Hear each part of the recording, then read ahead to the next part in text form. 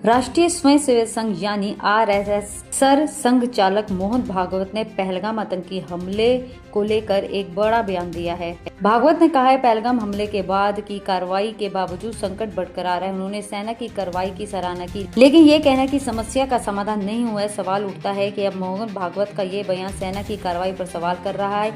ये सवाल उन लोगों के लिए भी है जो सवाल उठाने वालों को कटघरे में खड़ा कर सकते हैं।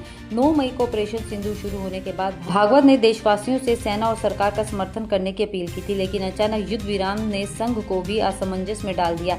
संघ आश्चर्य में है कि ये क्या हुआ है। आपको ये भी बता दें, भागवत का बयान ऐसे समय में आया जब ऑपरेशन सिंदूर को लेकर विपक्ष सवाल उठा रहा है और सदन के विशेष सत्र की मांग भी कर रहा है। आपको ये भी बता दें, संघ और मोदी सरकार के बीच कोई मतभेद नहीं है। 2024 के चुनाव में भाजपा ने 400 पार का नारा दिया और विपक्ष ने दुश्मन की तरह देखते हुए आक्रामक प्रचार किया।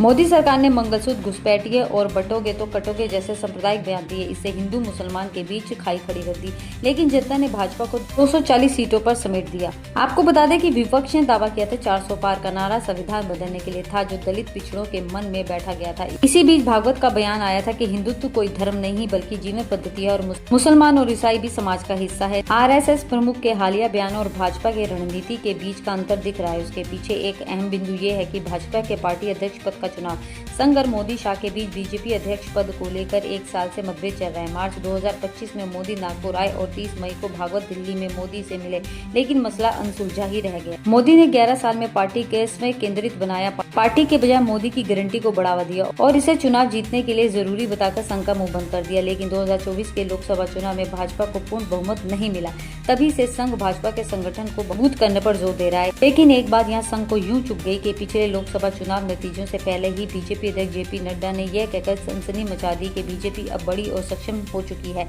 उसे संघ निर्देश की आवश्यकता नहीं है।